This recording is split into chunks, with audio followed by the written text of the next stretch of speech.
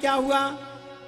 बोले नारद श्राप दीने एक बार, नारद श्राप दीने एक बार, कलप एक तेरी लगी अवतार, कलप एक तेरी लगी अवतार, गिरिजा चकित भाई सुन बानी, गिरिजा चकित भाई सुन बानी, सुन बानी, गिरिजा चकित भाई सुन बानी, चकित भाई सुन बानी, नारद विष्णु भगत मुनि ज्ञान, नारद विष्णु भगत पुनि ज्ञान। जो इन्होंने कहा कि एक बार नारद जी ने श्राप दिया, नारद श्राप दी ने दोबारा इधर बैठ गया।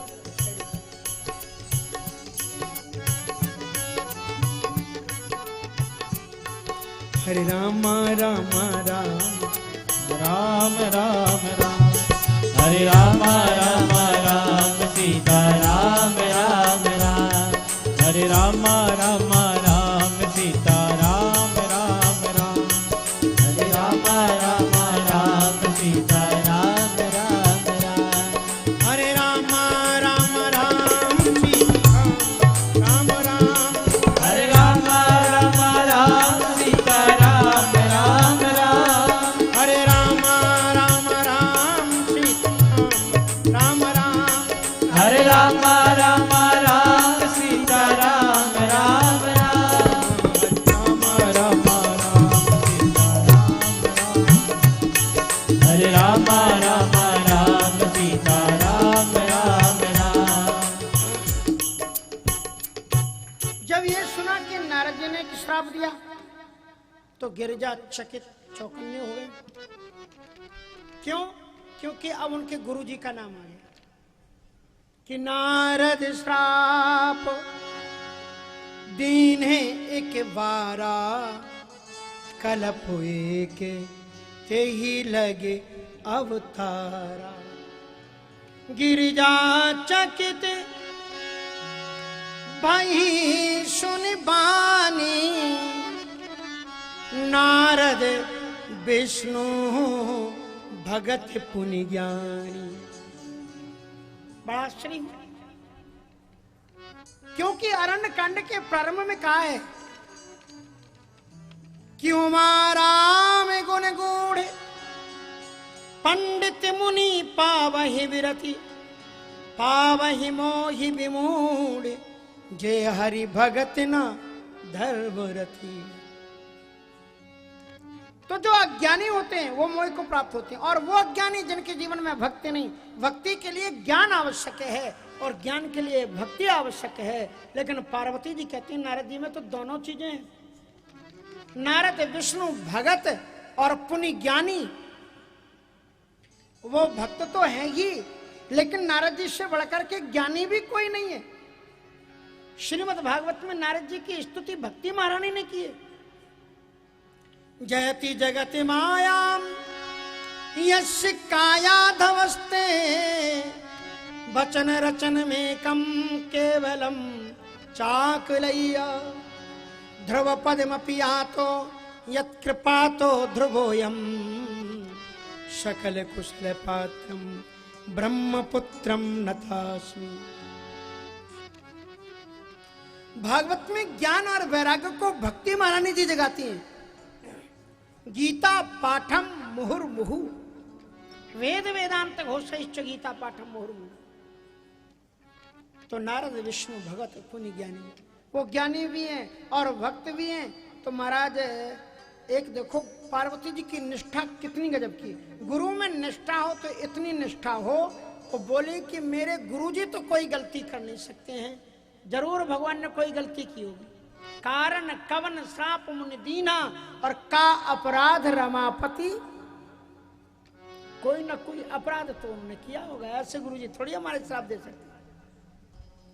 नारद विष्णु भगवत पुण्यानी भगवान शंकर जी मुस्कुरा करके बोले बिहस महेश तब ज्ञानी मूढ़ न कोई है, और जही जस रघुपति करें सब सो सब तेही क्षण होए। भगवान शंकर जी ने इस बात पर यह कहा कि पार्वती जी, दुनिया में ना कोई ज्ञानी है ना कोई मूर्ख है, राम जब जैसा चाहे उससे वैसा करा ले। पार्वती जी बोली कभी कभी आप बात बिना सिर पैर की कर दे, अरे ज्ञानी ज्ञानी ही होता है, मूर्ख मूर्ख ही होता है, दोनों की तुलना कैसे हो सकती है? नहीं नहीं ऐसी बात नहीं है, मैं हम आपको बता रहे हैं। बेटा तुम इधर बैठ जाओ, इधर। इसलिए ज्ञानी मूढ़ न कोय, जही जस रघुपति करे सब सो सब तेही क्षण होए। उधर पीछे एकदम पीछे। जही जस रघुपति करे सब सो सब तेही क्षण होए। जैसा राम जी करते हैं उसी क्षण होता है। क्या होता है? ज्ञानी मूढ़ कोई नहीं है, ज्ञानी मूढ़ न कोई, जही जस रघुपति करें सब सो सब तेही क्षण हुए। अब एक बड़ा सुंदर उदाहरण दिया। एक नदी के किनारे गए, एक पेड़ के नीचे बैठ गए, और वहां बैठने के बाद में कहा कि पार्वती रुको, यहाँ कुछ होने वाला है। क्या होने वाला है भोलेनाथ? अभी देखो। कहा यहाँ तो कोई दिख नहीं पा रहा है, एक केवट है। कहा अभी देखो कोई और आने वाला, एक पात्र आने वाला है। तब तक दूसरे गांव से एक पंडित जी सत्यनारायण की कथा करके आए, हाथ में सत्यनारायण की पोथी थी। पंडित जी आ गए केवट के पास, केवट से कहा कि भैया पल्ली पार ले जाओगे? कहा कि हम तो खड़े इसलिए, आप पंडित जी बैठो विराजो। पंडित जी को बैठाया और नौका को ले चला, और जब वो नौका को ले चला तो पंडित जी ने कुछ पूछना शुरू किया। एक बात बताओ, तुमने कभी सत्यनारायण की कथा कराई? बोले महाराज हमें तो कभी मौका ऐसा मिला नहीं। कहा बुरा नहीं मानना, 16 आना जिंदगी में 4 आना जिंदगी तुम्हारी बेकार, अगर तुमने एक बार भी कथा नहीं कराई। नौका फिर थोड़ी आगे बढ़ी और दूसरे पल्ले में गई। वहां जाकर के पंडित जी ने दूसरा क्वेश्चन किया, एक बात बताओ कि तुमने कुछ संस्कृत पढ़ी कि नहीं पढ़ी? बोले महाराज इतनी पढ़े होते तो हम नौका क्यों चलाते? तो बोले 16 आना जिंदगी में 8 आना जिंदगी तुम्हारी बेकार। अब महाराज आगे और बढ़े तो पंडित जी ने तीसरा प्रश्न किया कि तुमने कभी गौदान किया कि नहीं किया?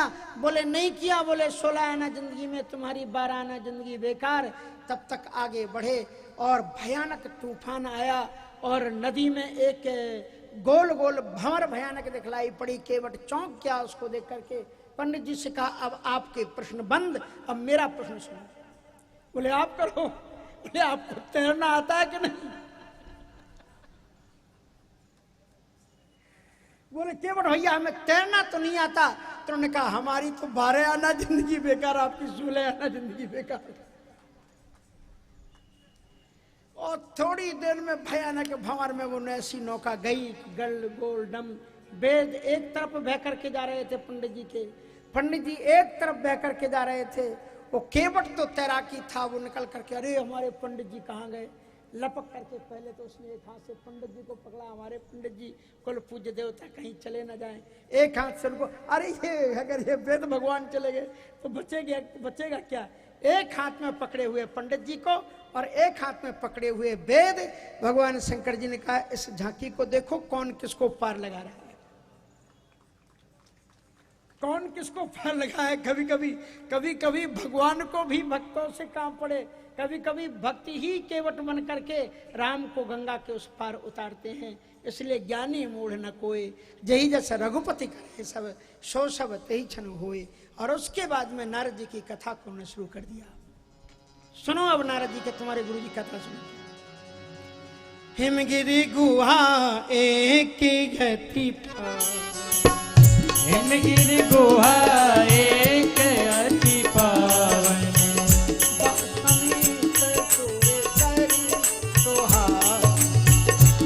समीप सुर सरी सुहावन, आश्रम परम पुनीत सुहावा, आश्रम परम पुनीत सुहावा, देख देव ऋषि मन अति भाव, देख देव ऋषि मन आपके क्षेत्र में सुना चुका होऊंगा, इसलिए थोड़ा सा संक्षिप्तता के साथ में ले चलूंगा, नहीं तो इसी में आधी कथा हो पाएगी और पूरा समय निकल जाएगा। आश्रम बहुत सुंदर था। गृहस्थियों का और संतों के स्वभाव में थोड़ा अंतर होता है। गृहस्थ अच्छा पार्क, अच्छी नदी और अच्छी जगह देखता है तो सोचता है। यहाँ हमारी फैमिली भी होती तो बड़ा अच्छा होता, एक बार फैमिली के साथ आएंगे। और अगर संत देखता है तो सोचता है अगर यहीं पर थोड़ा देर भगवान का भजन करते, भगवान भी होते यहाँ तो कितना अच्छा होता। अपन एक बार अमेरिका गए तो न्यूयॉर्क स्टेट के रॉचेस्टर, वो कथा जरूर सुन रही होंगी। हे संजय जी और हे ममता जी, नाराज मत होना, थोड़ा तो कथा सुनानी पड़ती ना, क्योंकि वो कथा सुनते हैं हमारे टीवी में लगा करके। तो उनके मन में आया कि चलो महाराज जी आपको वो क्या नायग्रा फॉल्स आपको दिखाने ले चले। लेकिन उस समय वसंत साय थे जो आजकल लॉस एंजलिस में है। तो हमने कहा चलिए, और दुनिया के 7 आश्चर्यों में से एक आश्चर्य है। वाकई में इतना गजब का दृश्य था, ऐसा दृश्य कहीं देखा नहीं, इतनी सफाई, सारी चीजें। तमाम गोरे गोरे लोग घूम रहे थे वहां पर। ऐसा लग रहा था इनको कपड़े बांटे जाएं, बेचारों के पास में कपड़े नहीं है। हाँ, हम सोचते थे भारतीय में अकेले गरीब होते हैं, इन लोगों के पास में, यहाँ बहनों के पास कपड़े नहीं होते कभी कभी, पर लगा कि इनको तो बहुत ही ज्यादा जरूरत है कपड़ों की। आधे नीचे से वस्त्रहीन, आधे ऊपर से। दुशासन, द्रौपदी का चीरहरण तो दुशासन ने किया था और एक एक को छोड़ा नहीं था पांडवों ने। आज की जो बहनें छोटे कपड़ों में रहती, इनका चीरहरण किसने किया है बोलो? सोचने की बात है। दुर्गा सप्तशती पढ़ते हो? दुर्गा सप्तशती में बताया है कुलजन प्रभवस्य लज्जा, यह श्री स्वयं सुकृतिनाम भवनेषु लक्ष्मी, पापात्मनाम कुल धियाम हृदय सुबुद्धि, पापात्म और श्रद्धा सताम कुलजन प्रभवस्य लज्जा, ताम ताम नतास्मि परिपालय देवी विश्वम। रूप अलग अलग हैं। इसमें यह कहा गया है कि अच्छे श्री संपन्न मर्यादित परिवार की बेटियों में ये दुर्गा लज्जा बन करके रहती है। जिन माताओं के पास में लज्जा नहीं है, शर्म नहीं है, वो कितने भी आभूषण पहन लें, निर्लज्ज हैं। ध्यान रखना, लज्जा नारी का आभूषण है। मैं नहीं कहता, रामचरितमानस में सुंदर कांड में हनुमान जी रावण से कहते हैं, राम नाम बिन गिरा न सोहा, देख विचार त्याग मद मोहा, बसन हीन नहीं सोहे सुरारी, और सब भूषण भूषित वर नारी। कितने भी अरबों खरबों के तुम आभूषण पूरे शरीर पर लाद लो कोई स्त्री, लेकिन अगर वस्त्र ना पहने तो निर्लज्ज कहलाती है। उसी तरह से अपनी मर्यादा अपने खुद बना करके चलो, धर्मवान होकर के चलो, आचरणवान होकर के चलो। यही तो कथा हमें शिक्षा देती है। अगर लज्जा नहीं है तो दुर्गा जी आपके ऊपर कभी नहीं आ सकती। इसलिए कुलजन प्रभवस्य लज्जा, लज्जा नारी का आभूषण है। तो वहां में गया, ऐसी तमाम स्त्रियां घूम रही थी। और गजब की बात तो तब हो गई, बोले अब साथ फोटो खिंचवा लो। हमने कहा I don't English, I can die but I can not give my picture with you. If only one person will look in India, I cannot enter in India. So where I will go? अगर कहीं हमारे भारतवासियों ने हमारा photo देख लिया, घुसने नहीं देखे उसके अंदर में, तो हमें भारत में तो जाने दो। तो मैं आपको ये बता रहा था कि मैंने वो नायग्रा फॉल्स देखा, बड़ा गजब का था। इतना सुंदर, इतनी सफाई, इतनी प्रकृति, इतनी रौनक, इतनी चमक, इतनी धमक। चलते समय, लौटते समय हमें एक पत्रकार साहब मिल गए। बोले महाराज जी आपने नायग्रा फॉल्स देखा? हमने कहा बिल्कुल देखा। बोले अगर ये भारत में होता तो भारत वाले क्या करते, वो बदनामी करना चाहते थे, वो ये कहना चाहते थे कि गंदा कर देते। हमने कहा अगर ये भारत में होता तो निश्चित रूप से या तो शंकर जी का मंदिर बना करके 5वां धाम कर देते, या विष्णु जी को बैठा देते वहां पर कि भैया काहे कितनी प्रकृति सजी हुई हो, अगर भगवान नहीं है तो सब व्यर्थ है, दुनिया कितनी सजा ले। इसलिए जितनी जितनी रौनक वाली जगह थी उनको पिकनिक पार्टी जगह नहीं रहने दी, वहां बद्रीनाथ भगवान बैठा दिया, यहाँ बद्रीनाथ यहाँ पूजा करना, और फिर भी तुम नंगे कपड़े पहन करके जाओ तो फिर प्रलय मचेगा केदारनाथ जी के इधर से, और फिर हजारों हजारों लोग मरते हैं, बिना श्रद्धा के लोग जाते हैं तो तीर्थों में भी बाढ़ आ जाती है। आपने देखा ही होगा सुनामी आई थी कैसी। इसलिए तीर्थ में जाना तो ये पिकनिक विकनिक मनाते मत जाना, थोड़े कपड़े पहन के फलाने ढकाने, और आप भी पूरे परिवार को छोड़ करके पता नहीं किसको घुमाने ले जाओ वहां। ये सब काम मत करना, नहीं तो फिर वहीं पर आएगी सुनामी, क्योंकि भगवान देखता है।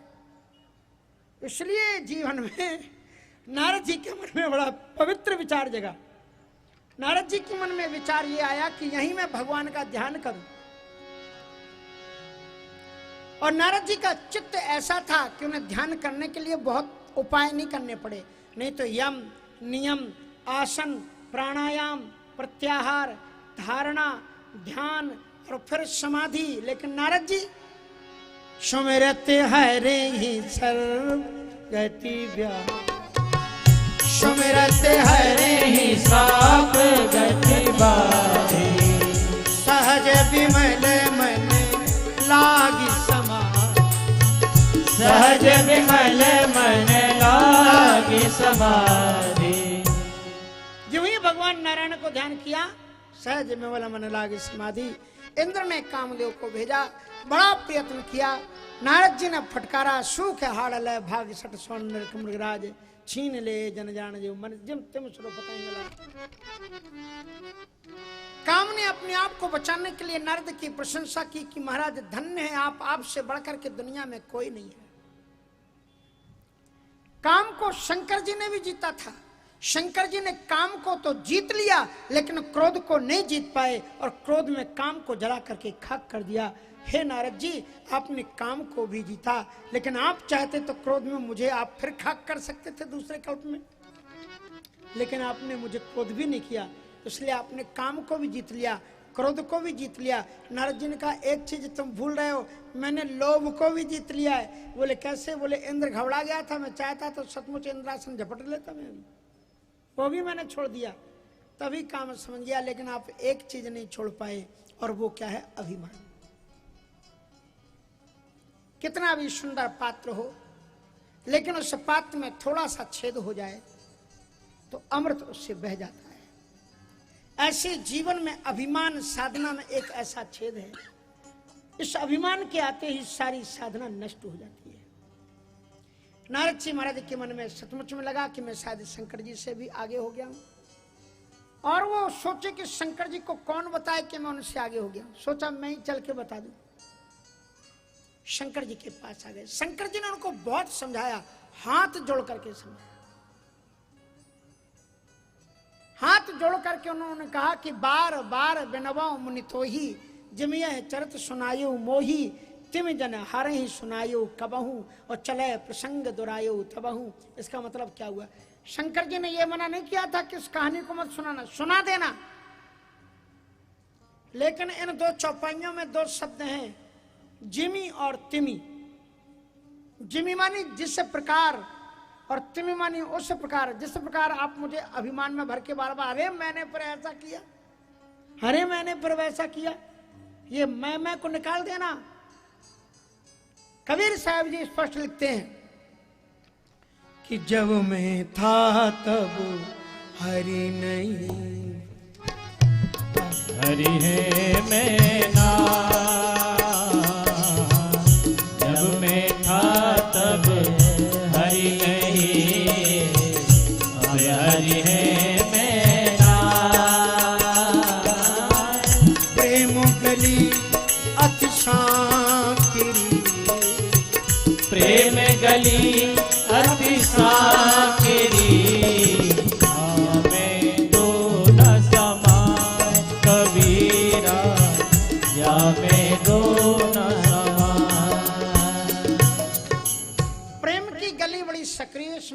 ही रख सकते हो, या तो मैं को रख लो या तू को रख लो। मैं मानी अभिमान, मैं मेरा, मैं मेरा, मैं मेरा, ये मैं अभिमान, या ईश्वर को रख लो। बोले क्या फर्क पड़ता है इससे? कहा बहुत फर्क पड़ता है। कबीर के जीवन में जब मैं था तो मैं मंदिर मस्जिद काशी कावा जा जा करके मत्थे टेकता था। अब जब मेरे जीवन से मैं चला गया, अब तू आ गया। नानक साहब जी कहते हैं कि तू सच्चा और एक तेरा नाम सच्चा। जगत में सत्य तो केवल दो ही चीजें हैं, ईश्वर, या तो तुम सच्चे हो या। इसलिए नानक साहब जी ने एक बात बहुत अच्छी कही है, कहते हैं सुख में कर शुक्राना और दुख में कर अरदास और हर पल कर सिमरन। नानक साहब जी का कथन है। कहते हैं तुम्हें भगवान के मंदिर में जाकर के दुख सुनाने की तभी अधिकार है जब तुम्हारे जीवन में सुख रहे। तो सुख के क्षणों में भी तुम मंदिर जाओ और ईश्वर को धन्यवाद दो कि हे ईश्वर तुम्हारी कृपा से हम बड़े सुखी हैं। सुख में कर शुक्राना, और उसके बाद में कहते हैं दुख में कर अरदास, और फिर दुख में तुम्हें फिर अधिकार है कि तुम अरदास कर सकते हो, भगवान से सामने रो सकते हो। और फिर कहते हैं हर पल कर सिमरन, हर पल हर क्षण राम को स्मरण करते। इसलिए उन्होंने बड़ी सुंदर बात कही कि नानक साहब जी कहते हैं जब मेरे जीवन में मैं था तो मैं मंदिर मस्जिद काशी कावा जा जा करके मत्थे टेकता था, और जब मेरे जीवन से मैं निकल गया, केवल ईश्वर आ गया, तो क्या हुआ? तो कबीरा मन निर्मल भया, ये मैं का मैल निकल गया और मन जब निर्मल हो गया, कबीरा मन निर्मल भया जैसे जमुना नीर, यमुना के नीर की तरह जब मेरा मन निर्मल हो गया तो मैं अब कहीं नहीं जाता। बोले फिर कहा कबीरा पीछे हरी फिरे कहते कबीर कबीर, अब मैं कहीं नहीं जाता, मेरे पीछे भगवान दौड़े दौड़े चले आते। अरे कबीर ठहर जा, अरे कबीर ठहर जा, जरा मुझे भी तो अपने मन की बात सुनो।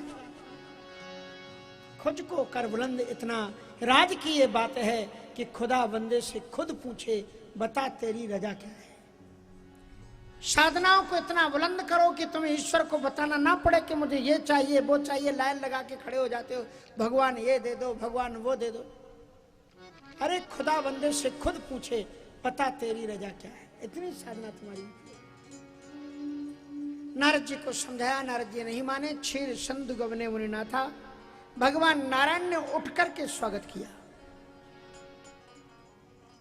नारायण का तो स्वभाव है कि संत आते हैं तो आगे बढ़ करके स्वागत करते हैं, लेकिन नारद जी ने क्या सोचा, मैं भी भगवान शंकर जी के समान हूं ना, इसलिए देखो दरवाजे तक आए।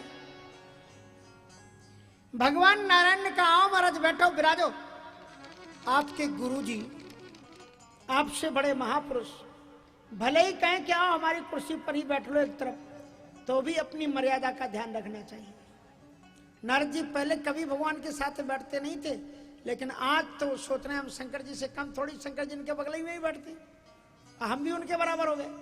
सो बैठे आसन रसई समेता, साथ ही में बैठ गए महाराज। अब भगवान ने तो कुछ नहीं कहा, और काम चरित नारद सब भाखे, जो संत सदैव रामचरित गाया करता था, अब वो क्या गा रहा है, काम चरित नारद सब भाखे। नारद जी ने कहा लेकिन महाराज हम भाई आपके भक्त हैं, ऐसे वैसे थोड़ी हमने। नारद जी बड़े चटखारे, महाराज ऐसे वसंत पैदा हुआ, देखते देखते पेड़ों में इतनी आहा ऐसी हवा आई, ऐसे फूल, और वो अप्सराएं क्या कपड़े पहने थी आपको क्या बताएं, आंखें क्या लटक मटक, इधर भौहें उधर रदपट, और जो संगीत ये राग, और ऐसे नाचना, उनके बिछुआ कैसे बजाए थे, उनकी पायलों की झनकार, एक एक करके नारद जी जो राम के स्वरूप का चिंतन किया करते थे, अब वो अप्सराओं का नाचना बता रहे हैं। भगवान ने कहा हो गया उनका बेड़ा पार। अब भगवान ने उनकी स्तुति कर दी, क्योंकि जो अपने आप को भगवान समझने लगे तो वो फिर ये सोचता है कि आप सबकी मेरी भी स्तुति करो। सो भगवान ने उनकी स्तुति की। अरे तुमरे सुमरन ते बैठे मोह मार मदमान, आप तो इतने महान ऋषि हो कि आपको स्मरण करने से काम क्रोध मद लोभ शांत हो जाते हैं, आपको भला छू भी सकते हैं। किसी ने कहा ये भगवान ने ऐसा क्यों किया? प्रशंसा करने से तो अभिमान और बढ़ता है। बोले हाँ, भगवान ने ये सोचा और अंकुरियु अभी अंकुरित हो रहा है, कहीं अभी उखाड़ने की कोशिश की तो पत्ते तो उखड़ाएंगे, जड़ रह जाएगी, इसलिए जरा प्रशंसा करके इस पौधे को बढ़ने दें। और जब जरा बढ़कर के ऊपर आ जाएगा ना तो ऐसे पकड़ करके खींचेंगे, जैसे कृषि निवार है चतुर किसाना, जिम मद तजय मोह, जिम मद तजय मोह मद नाना। जैसे बुद्धिमान किसान पहले ही दिन जिस दिन खेत में अपनी उपज पैदा होती है उसी के साथ में ही खरपतवार पैदा हो जाता है, तो क्या उसी दिन से लग जाते हैं? एक आध महीने उनको बढ़ने देते हैं कि पता तो लगे जी है कौन। शुरू में तो सबके पत्ते एक ही जैसे देते हैं, और जब बड़े हो जाते हैं तो जड़ समेत तो उखाड़ करके हरियाली गइयों के सामने डाल देते हैं, खाओ तो। इसलिए कृषि निवार है चतुर किसाना, जिम्बद तजय मोहे मदमाना। तो इस प्रकार से महाराज भगवान ने उनकी प्रशंसा की। नारद जी महाराज प्रशंसा करने के बाद वहां से चले। भगवान समझ गए और अंकुर गर्भ तरु भारी, बेग समय डारे हों अपारी, क्योंकि प्रण हमार सेवक है हितकारी। मेरी प्रतिज्ञा है कि मैं सेवक का हित करता हूं। नारद जी महाराज समझ गए थे कि गीता में गोविंद ने लिखा है कि ध्यायतो विषयान पुंसा संगस्तेषु उपजायते, संगात संजायते कामः, कामात् क्रोधो विजायते, क्रोधात् भवति सम्मोहः, सम्मोहात् स्मृति विभ्रमा, स्मृति भ्रंशात् बुद्धिनाशो, बुद्धिनाशात् प्रणश्यति। पतन के रास्ते पर चल पड़े नारद जी, इनका पतन होगा।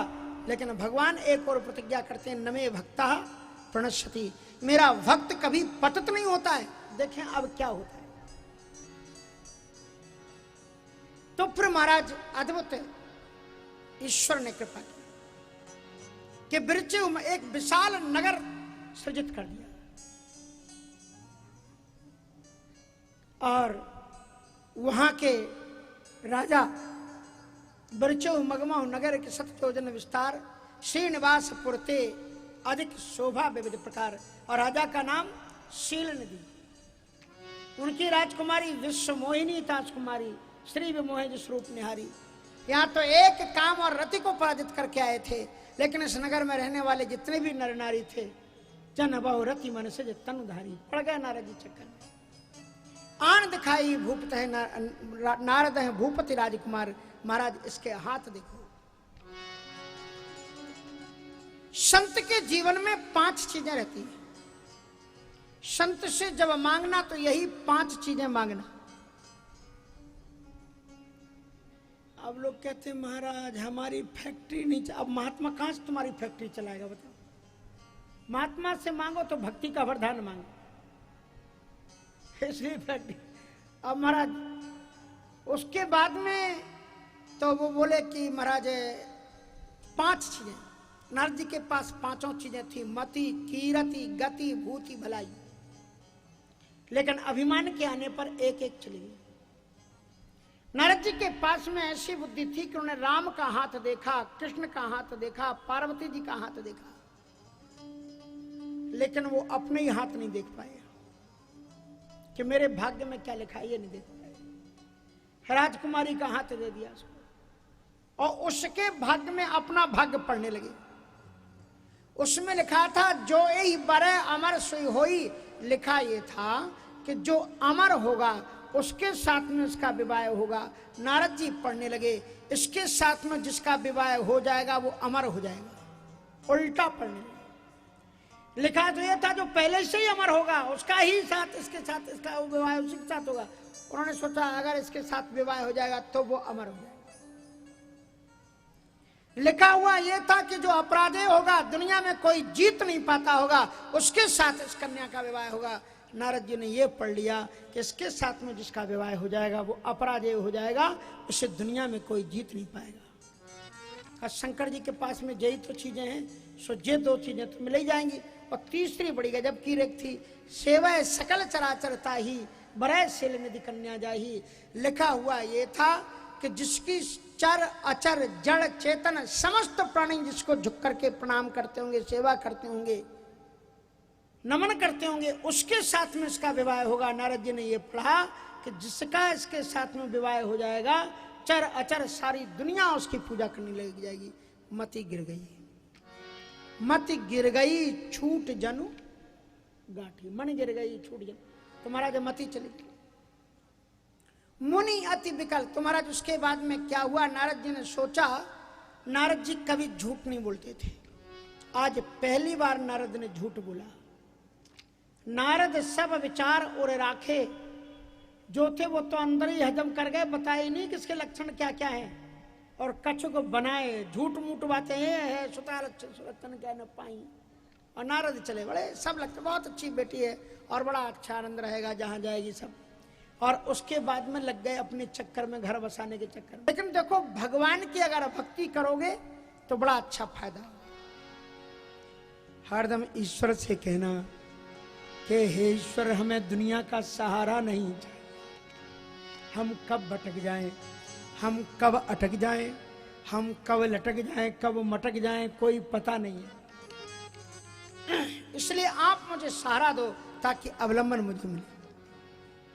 मेरे देवता मुझको दे ना सहारा, मेरे देवता मुझको दे ना सहारा, मेरे देवता मुझको दे ना सहारा,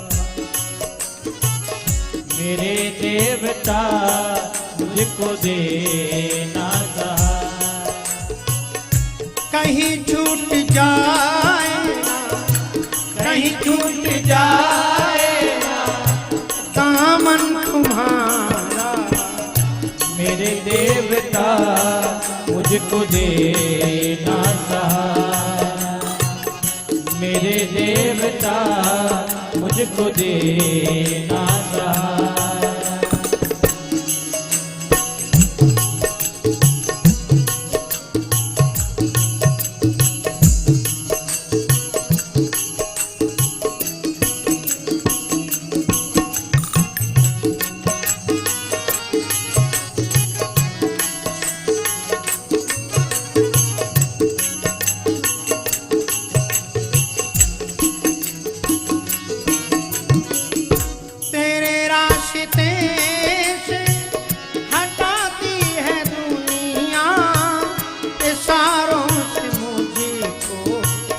बुलाती है दुनिया, तेरे रास्ते से हटाती है दुनिया, इशारों से मुझको बुलाती है दुनिया।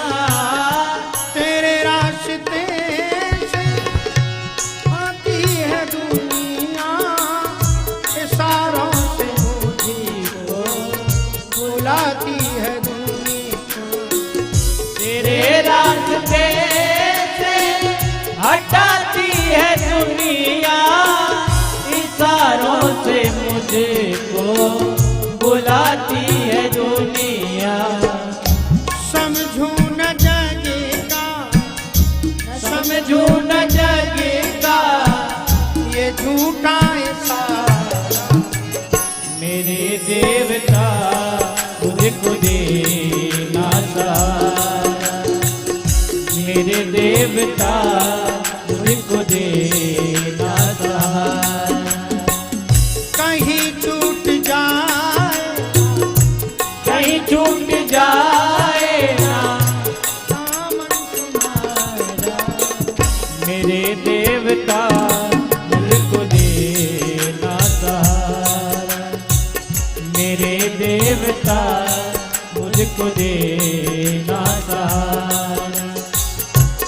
हरि बोल।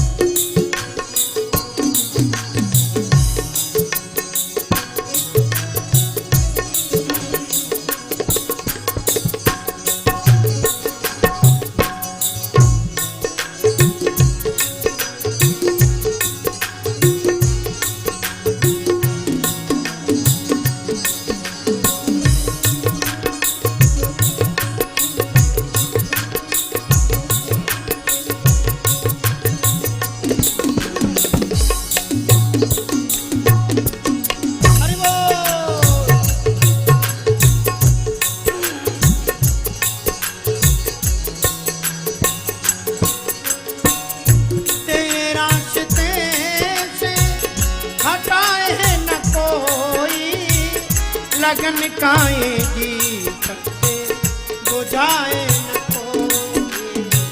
तेरे रास्ते से हटाए न कोई, लगन का ये दीपक बुझाए न कोई। तेरे रास्ते से हटाए न कोई, लगन काए दीपक से बुझाए न कोई। तेरे रास्ते से हटाए न कोई, लगन का ये दीपक बुझाए न कोई। तुम ही मेरी मंजिल, तुम ही मेरी मंजिल, तुम ही हो किनारा। हे देवता मुझको देना सहारा, मेरे देवता मुझको देना सहारा। कहीं छूट जाए, कहीं छूट जाए ना दामन तुम्हारा। मेरे देवता मुझको देना सहारा, मेरे देवता मुझको देना सहारा।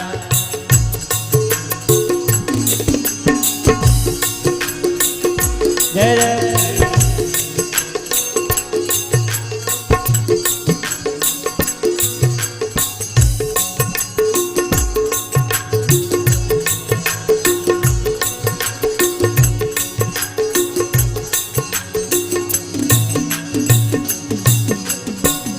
सुबह शाम तुझे को ही ध्याता रहूं मैं, तेरे प्रेम के गीत गाता रहूं मैं। सुबह शाम मुझे कोई जाता रहूं मैं, तेरे प्रेम के गीत गाता रहूं मैं। सुबह शाम तुझे को ही ध्याता रहूं मैं, तेरे प्रेम के गाता रहूं। सुबह शाम तुझे कोई जाता रहूं मैं, तेरे प्रेम के गीत गाता रहूं मैं। तेरा नाम हो मुझको, तेरा नाम हो मुझको प्राणों से प्यारा, मेरे देवता मुझको देना सहारा, मेरे देवता मुझको देना सहारा। कहीं छूट जाए ना, कहीं छूट जाए ना दामन तुम्हारा। मेरे देवता मुझको देना सहारा, मेरे देवता मुझको देना सहारा। कहीं छूट जाए, कहीं छूट जाए ना दामन तुम्हारा, मेरे देवता मुझको देना सहारा, मेरे देवता मुझको देना सहारा। और इस प्रकार से महर्षि नारद जी ने ईश्वर को याद किया इस समय पर, और भगवान को याद किया कि यही अवसर सहाय सोई होई। भगवान प्रकट हो गए। बोले बोलो क्या चाहिए? बोले महाराज मौका पड़ने पर उधार सुधार तो लेना ही पड़ता है। तो बोले क्या चाहिए तुम? बोले कुछ उधार लेने आए। बोले क्या? बोले मेरे घर में विवाह शादी का। बोले तुम्हारी घर गृहस्थी तो है नहीं, विवाह शादी किसकी आ गई? बोले कुछ नहीं महाराज, हमारी मन कर गया है। तो बोले अब क्या चाहिए? बोले पुराने जमाने में ऐसा होता था, विवाह शादी हो तो किसी से दरी ले आते थे, किसी से टंकियां ले आते थे, काम चलाते थे। तो महाराज तो बोले बताओ आपको क्या चाहिए? आपका सब कुछ मेरे पास, आप सिर सिंधु ही ले जाओ। बोले नहीं ज्यादा कुछ नहीं चाहिए। I want your beautiful face. आपन रूप देहु प्रभु मोही, किस लिए? कहा आने भांति नहीं पाबहू ओई। कहा महात्मा लोग मेरे रूप का ध्यान इसलिए करते हैं कि उससे छूट जाएं, और आप कहते हैं आप अपना रूप इसलिए दे दो कि उससे मिल जाएं। ये तो उल्टा कर रहे हैं महाराज। अच्छा देखो कहा कि और फिर नारद जी महाराज ने जब ऐसा कहा तो भक्ति महारानी को बड़ा बुरा लगा। भागवत में भक्ति महारानी ने कहा, भक्ति पुत्र नारदः नारद भक्ति का चित्ते स्थास्यामि ते सदा ना कदाचित विमुंचामि। मैं तुम्हें कभी नहीं छोड़ूंगी, मैं तुम्हारे दिल में रहूंगी। आज भक्ति महारानी ने देखा कि माया नारद को नचा रही है। भक्ति महारानी प्रकट हो गई कि मेरा बेटा भगवान के सामने खड़ा है और क्या उल्टा पुल्टा बोल रहा है, एक बार मुझे इसकी जीभ पर बैठ जाने दो। कहा कि आ जाओ, एक चौपाई तुम भी कह लो, समय तो मेरा है। तो माया उतरी और भक्ति महारानी जी बैठी और नारद जी ने केवल एक चौपाई बोली और उसी चौपाई ने उनका बेड़ा पार कर दिया। क्या कहा नारद जी ने कि जेहि विधि नाथ होई हिति मोरा करहु सुबेगी दास में तोरा। जेहि विधि नाथ होई हित मोरा करहु सुबेगी दास में तोरा। जिससे मेरा कल्याण हो जाए और बेग जल्दी करो। और बाद में अपना रिश्ता बता दिया, करो सुबेग दास में तोरा, मैं आपका दास हूं। इसका उत्तर अरण्य कांड में जाकर के भगवान ने दिया है चल करके, मोरे प्रोण तनय समज्ञानी बालक सुत संदास अमानी। तो इसलिए उन्होंने भगवान ने कहा तो फिर मेरे ऊपर तो सुनो, हम हित तो करते ही नहीं, और तुम कह रहे जय विद होए नाथ हित मोरा। तो बोले क्या अहित करते हो फिर आप? बोले ना, मैं हित भी नहीं करता अहित भी नहीं करता। बोले फिर करते हो कुछ कि नहीं? बोले जेहि विधि हुई है परम हित नारद सुनहु तुम्हारे, सोई हम करवन आन कछु बचन नाम सा। जेहि विधि हुई है परम हित, कुपत मांग रुज व्याकुल रोगी, वैद्य न देह सुनो मुनि जोगी। रोगी आकर के डॉक्टर से कहता है हमारा थोड़ा खट्टा खाने का मन कर रहा है, मीठा खाने का मन कर रहा है, लेकिन डॉक्टर उसकी बात सुनता नहीं। मैं भी डॉक्टर हूँ, ऋषि मुनियों ने मुझे कहा है भावरोग वैद्यम, भाव रोगों को नष्ट करने के लिए मैं डॉक्टर हूँ। इसलिए अब जब आप मेरी अस्पताल में भर्ती हो गए हो तो अब मैं जो उपचार देता हूँ उसी को आप लो। उन्होंने कहा आप कह रहे हैं कि आपन रूप देहो प्रभु मोहि, मैं अपने रूप को तो दे दूंगा, लेकिन मेरे रूप को तुम्हारे जैसे तपस्वी महात्मा ही देख सकते हैं, सब लोग नहीं देख सकते। चलो आप कह रहे हो मैं अपना रूप दे देता हूं, सो भगवान ने अपना रूप भी दे दिया है। ये मत समझना कि केवल बंदर बनाया था, एक बंदर और बना दिया और दो रूप और दिए। अपना रूप दिया, 4 हाथ हो गई भुजाएं नारद जी की, शंख चक्र गदा पद्म पीतांबर लहरा रहा है। नारद जी जब खुद देखते हैं चारों तरफ तो एकदम विष्णु नजर आते हैं, क्योंकि वो देखने लायक थे इसलिए वो दिख रहा था उनको। लेकिन जब भरी हुई राजाओं की सभा में गए तो भगवान अपने भक्तों का मजाक नहीं उड़ने देते, इसलिए मजाक नहीं उड़ने दिया। जितने भी बैठे हुए सभा में राजा लोग थे उन्होंने नारद जी को किस रूप में देखा? नारद जान सबई सिर नावा, सबने नारद के ही रूप में देखा उन्हें, बंदर के रूप में किसी ने नहीं देखा। क्योंकि भगवान अपने भक्त का मजाक ना उड़ाते हैं, और जो उड़ाते हैं उन्हें कभी छोड़ते भी नहीं है। इसलिए भगवान के भक्तों का मजाक मत उड़ाना। अगर कुछ उल्टी पुल्टी माया में पड़े हो तो भगवान को हाथ जोड़ लेना, भगवान तुम जानो, तुम्हारे जो भक्त जाने, हम काहे को इनके बीच में पड़े, तुम्हारी जो मर्जी आए तुम करो उनकी साथ। महात्मा गलती कर रहे होंगे तो उनका परिणाम भी खुद ही भोग लेंगे, आप उसके बीच में मत पड़ना। और आप पड़े तो आपकी वही गति होगी जो शंकर जी के गणों की हुई थी। इसलिए खाए को अपने बीच में पड़ना, उनको रहने दो, जो कुछ कर रहे हैं करने। उसके बाद में महाराज भगवान ने नारद जान, सभी ने नारद जान करके उनको प्रणाम किया। और आगे चल, अगर उन्हें ये पता लग जाता जे भी कंपटीशन में भाग लेने आए हैं तो आगे जाने देते, कहते पीछे आए हैं, पीछे बैठो। लेकिन सबने नारद जी को आगे जाने दिया। अरे ये बाबा जी हैं, ये राजा के गुरु होंगे, जब कन्या हमारे ऊपर बरमाला डालेगी तो ये मंत्र बोलेंगे, स्वस्ति वाचन करेंगे, जाओ जाओ महाराज जाओ। उन्हें क्या पता जी खुद ही दूल्हा बन के आए।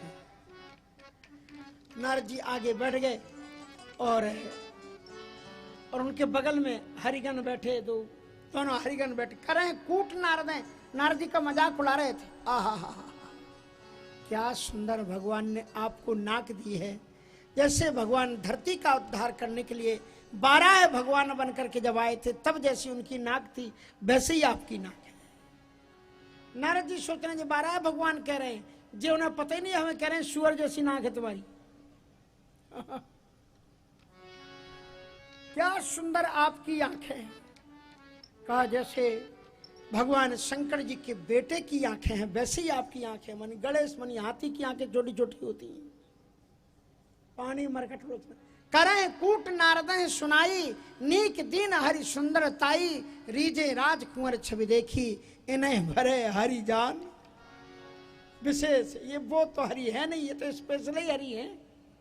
स्पेशल हरि का मतलब हो गया, हरि के 2 अर्थ होते हैं, एक तो हरिमानी विष्णु होता है और एक हरिमानी संस्कृत में बंदर होता है। तो उन्होंने संकेत कर दिया इन्हें बरे हरि जान विशेषी, लेकिन समझे नहीं पाए, समझ न पाए बुद्धि भ्रमशानी।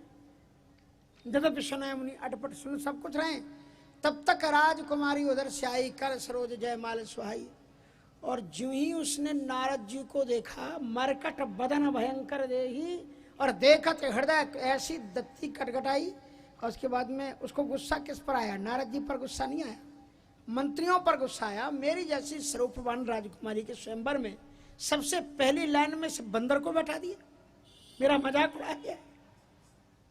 और फिर जय दिशि बैठे नारद फूली, सो दिशि तही न बिलो की भूली। जिस दिशा में नारद जी फूल करके कुप्पा होकर के बैठे हुए थे, उस दिशा में उसने भूल करके भी नहीं देखा। इसका अर्थ ये हुआ कि भगवान जब कृपा कर देते हैं तो माया तो संत के ऊपर नजर डालती नहीं, संत के तो ऊपर नजर डालते नहीं, संत के लाइन में भी जो लोग बैठ जाते हैं माया उनको भी नजर नहीं डालती। जही दिशि बैठे नारद फूली, सो दिशि तेही न बिलोकी भूली। उस दिशा में, संत की दिशा में चलो, तुम्हारा जीवन का संतन के संग लागरे तेरी अच्छी बनेगी, तो तुम्हारे जीवन का कल्याण हो जाए। और इस प्रकार से अत्यंत दिव्यतम भगवान की मंगलमय कृपा हुई। अब कन्या तो गुस्सा करके आगे चलेगी। नारद जी कहते का हो, तुम कह रहे थे हम ही सबसे सुंदर जी, कहाँ जा रही? जान तो का होता है, अरे घूम फिर करके आना आप ही के पास में, आपसे ज्यादा कोई सुंदर, आप तो बैठो आराम से। अब नारद जी वहीं बैठे आराम से। क्यों, कितनी देर हो गई? करना क्या है? बोले अभी राजकुमारी आएगी ना। राजकुमारी का पीछे मुड़ के देखो। पीछे मुड़ करके देखा तो धर्म पतन तांगे कृपाला, कुंवर हर्ष मेली, स्वयंवर हो गया। कचौड़ी पकौड़ी लोग खा करके उठ गए, चाय पानी हो गई, सब खाली दोने पत्तल वहां पर पड़े हुए थे। नारद जी ने पलट करके बोले हाँ तो मैदान साफ, बोले हो गई शादी। बंदर जैसी सूरत लेकर के आए अपनी, अरे अपना चेहरा तो देखो, निज मुख मुकुर बिलोका हो जाई, आए हो शादी करने के लिए। इतना गुस्सा आया उनको नारद जी को। अब महात्मा लोग पहले दर्पण तो रखते नहीं थे। मुनि जल देख सरोवर का पानी की खाई हटाई, मुनि जल देख रूप निज पावा। जो उन्हें रूप मिला था उसको जब देखा तो इतना भयानक गुस्सा आया। तदपि हृदय संतोष न आवा, फरकत अधर कोप मन माही, सपदि चले कमलापति पाई। होठ कप कपाने लगे, पूरा शरीर उनका कांप रहा है गुस्से में कि अभी मैं उनके पास जाता हूं, दही हो सांप कि मरे हो जाई, अभी मैं उनको श्राप दे दूंगा। और यदि ये भगवान है, भगवान के ऊपर मेरा श्राप नहीं लगा तो मैं उन्हीं के सामने अपने दुपट्टे को अपने गले में डाल करके, फंदा लगा करके, फांसी लगा करके उन्हीं के सामने मर जाऊंगा। क्योंकि यश कीर्तन से जीवती, इतने प्रतिष्ठित व्यक्ति का अपमान हो गया तो मौत तो मेरी वैसी हो गई, मैं जिंदा रह करके क्या करूंगा, मरी हो जाएगी, अभी मर जाऊंगा। भगवान भी बड़े दयालु हैं। बीच ही पंथ मिले दनुजारी, वहां तक नहीं जाने दिया, क्योंकि काम क्रोध मद लोभ से भरा हुआ व्यक्ति वहां जा ही नहीं सकता। और नरक जी में अब चारों ही चीजें लबालब भरी हुई थी, काम भी, क्रोध भी, मद भी, लोभ भी। और त्रिविधम नरक सेदम द्वारम काम क्रोधस तथा मानसम तात काम क्रोध मद लोभ सब नाथ नरक के पंथ। सो जैसे टीटी आई बीच में आता है ना टिकट चेक करने, ऐसे ही भगवान आ गए। आओ टिकट, कहां जा रहे हो? मेरे मालिक गजब करते, अकेली आ जाती, अकेले नहीं आए। अरे लक्ष्मी जी को अकेले ले आते, अकेली लक्ष्मी जी भी नहीं, संग रमा और सोई राजकुमारी, जिसके लिए नारद जी जा रहे थे बलिहारी। संग रमा सोई राजकुमारी, और वो माला पड़ी हुई है जो उसके गले में हाथ में थी, भगवान को माला पड़ी हुई लहला रही। बोले देखो हम डालना चाहते तुम्हारा ये डाल के आए। मुनि कहाँ चले विकल की नाई, बोले बेहस चराचर आया। मुस्कुरा करके भगवान बोले अरे महाराज ये आप कहाँ चले जा रहे हो विकल होकर के? अभी हम बताते कहाँ जा रहे थे, अभी खड़े रहो तुम यहीं पर। और फिर गुस्से में आके वो भगवान को गालियां दी। अब जो संस्कृत की होती हैं आजकल की तरह थोड़ी, संस्कृत की, कपटी पापी कुटिल, तुम सदा कपट व्यवहार, तुम कपटी हो। और आज से नहीं, तुम शुरू से ही हो। तुम ये जो लक्ष्मी, इससे जो तुमने शादी की है ना, इससे भी तुमने छल कपट, तुम्हारी औकात थोड़ी थी तुम लक्ष्मी से विवाह कर पाते। शंकर जी के समान तुम थोड़ी सुंदर हो। हाँ? कर्पूर्ण गौरम कर्णावतारम, विचारों को तुमने मतत सिंधु रुद्र भौराई, समुद्र का मंथन हुआ, बेचारे को पागल देवता को कह दिया जहर उनको पिला दो, और उनको जहर पिला दिया तुमने। मतत सिंधु रुद्र भौरायु, स्वर्ण फेर विषपान करायु, और आप रमा मणि चारु। स्वार्थ साधक कुटिल, तुम सदा कपट व्यवहार, तुम कुटिल हो। और आज से नहीं, सदा से तुम्हारी ये परंपरा रही। लेकिन भले भवन अब बायन दीना, अब नारद के पल्ले पड़े हो। अच्छे घर तुमने बायन दिया, पावहुगे फल, आज तुम्हें फल मिल जाएगा। सब जो तुमने किया उसका परिणाम तुम्हें अवश्य भोगना पड़ेगा। अब महाराज नारद जी ने कहा मैं तुम्हें श्राप देता हूँ। कहा महाराज आप तो दयालु संत हो, आप श्राप कहाँ से दोगे? बोले नहीं श्राप दूंगा। तो उसके बाद में नारद जी ने कहा सुनो, तुमने जिस रूप को धारण करके मुझे इस राजकुमारी से वंचित किया, बंचिहु मोहि जवन धर दे हाँ, और सोई तनु धरहु श्राप ममु ए। भगवान बन करके मनुष्य बने, इसलिए हम तुम्हें श्राप देते हैं कि धरती पर तुम्हें मनुष्य बन करके धरती पर जन्म लेना पड़ेगा। भगवान मुस्कुराए, महाराज बड़ा गजब का वरदान दिया है आपने। वरदान है ये? बोले हाँ। बोले हम लोगों के लिए सब कुछ सुलभ है, लेकिन बड़े भाग्य मानुष तनु पावा, बड़े भाग्य मानुष तनु पावा, सुर दुर्लभ सद गंथन गा, सुर दुर्लभ सद गंथन गा। ये बड़े जन्म जन्मांतरों के सुकृत जब होते हैं तब मनुष्य जीवन की प्राप्ति होती है, और देवताओं के लिए तो ये दुर्लभ है। आप जैसे संत ही जब कृपा करते हैं तो हम जैसे देवताओं को ये मनुष्य शरीर मिलता है। बड़ी कृपा की आपने कि मनुष्य जीवन में अवतरित होने का आपने वरदान दे दिया। नारद जी ने कहा हाँ यार ये तो गड़बड़ हो गया। उन्होंने कहा कि महाराज अभी तक मैं धरती में कई बार अवतार लेके आया, कभी कछुआ बन के आया, कभी मछली बन करके आया, कभी बराह बन करके आया, और कभी आया तो बोना आदमी बन के आया, तो भिन्न भिन्न रूप। लेकिन आज आपने वरदान दिया कि मैं मनुष्य के रूप में आऊंगा, आज जीवन धन्य हो गया। नारद जी ने कहा हाँ ये तो धोखे से वरदान नहीं हो गया, लेकिन अब मैं श्राप देता हूँ। कहा कह दो महाराज, आप जो कुछ कहोगे अच्छे ही कहोगे। अब नारद जी महाराज ने दूसरा श्राप दिया कि ममुआ पुकारे कीन तुम भारी, नारी बिरह तुम हो दुखारी। ममुआ पुकारे कीन तुम भारी, नारी बिरह तुम हो दुखारी। नारी बिरह तुम हो दुखारी। नारी बिरह तुम हो दुखारी। आपने मेरी संसार में बड़ी हंसाई की है, इसलिए अब हम तुम्हें दूसरा श्राप देते हैं कि पत्नी के वियोग में तुम रोते रोते फिरोगे, भटकते फिरोगे। भगवान मुस्कुराए, प्रसन्न हो गए, बोले जे भी वरदान है क्या? बोले ये तो बड़ा गजब का वरदान दिया आपने। बोले जे कैसे वरदान हो गया? बोले हम तो ये सुन रहे सोच रहे थे कि आप ये कहोगे जैसे हम अविवाहित रह गए वैसे ही तुम भी ऐसी रहोगे। इसका मतलब बाबा हमारी शादी तो होगी ना। और आप कह रहे पत्नी के वियोग में रोएंगे, इसका मतलब पत्नी अच्छे स्वभाव वाली होगी, नहीं तो बुरे स्वभाव वाले के लिए कोई रोता है क्या? एक श्रीमती जी का नियम था, पतिदेव जो कुछ कहे ठीक उसके उल्टे जाना।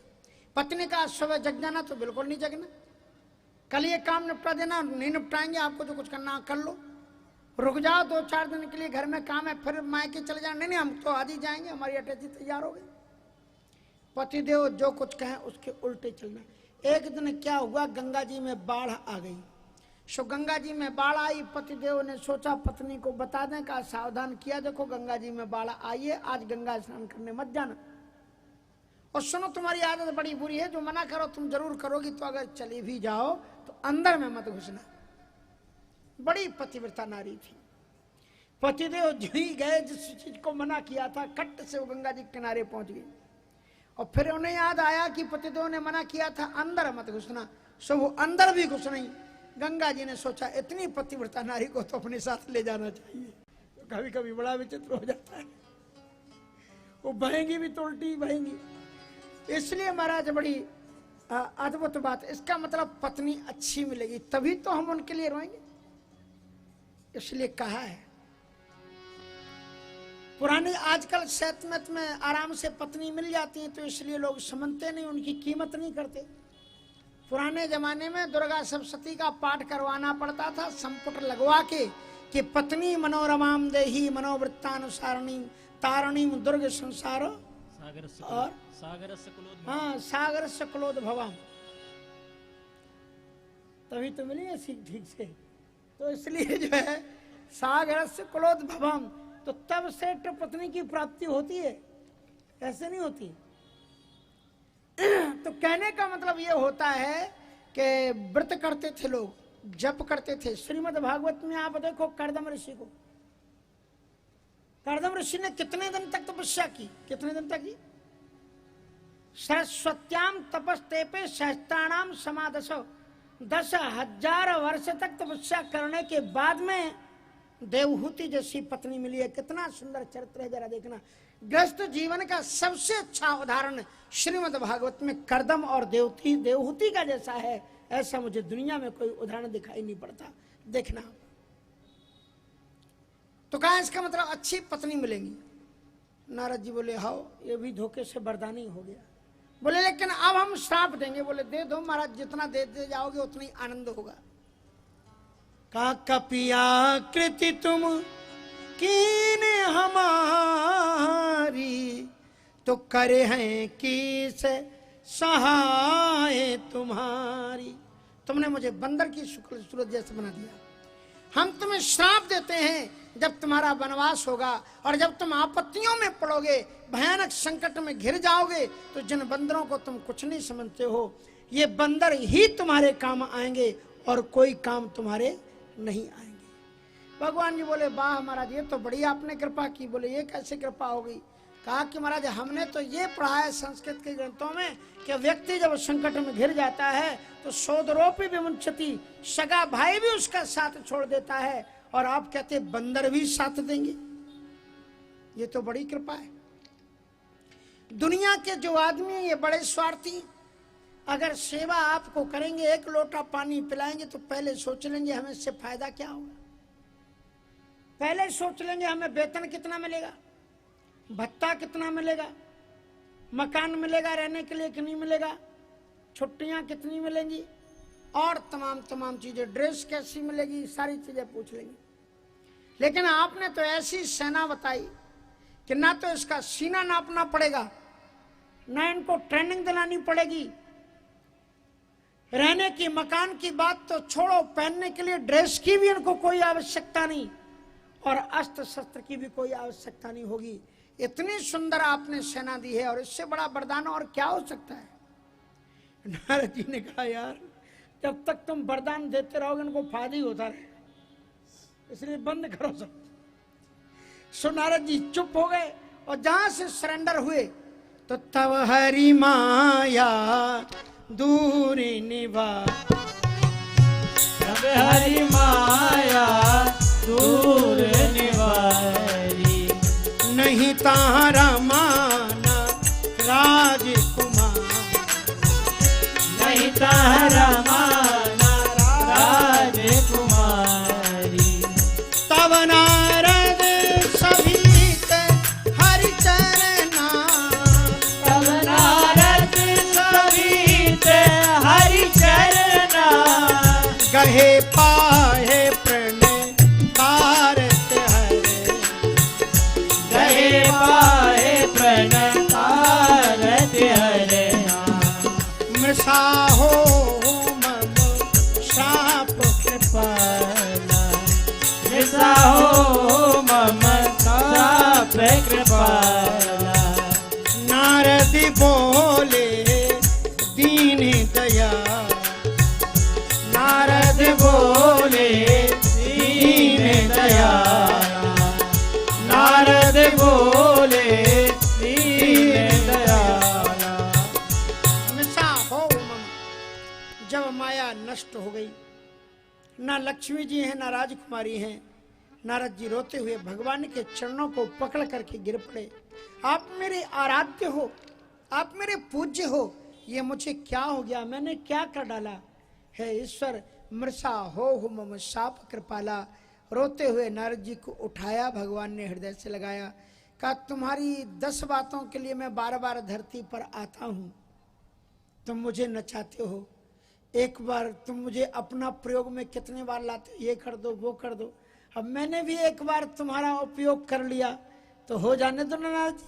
बोले आपने अपने लिए? बोले हाँ, मम हित कारण, तुम्हारे कारण तो मैं कई बार आता हूँ, और मेरे कारण तो इसलिए ममेत कारण कृपा निधाना। और भगवान ने कहा कि ये जो हुआ है सब मेरी इच्छा से हुआ, मम इच्छा कह दीन दयाला, तुम्हारी इच्छा पर मैं सारे काम करता हूँ, तो मेरी इच्छा पर भी। बोले ठीक है प्रभु, फिर कोई बात नहीं,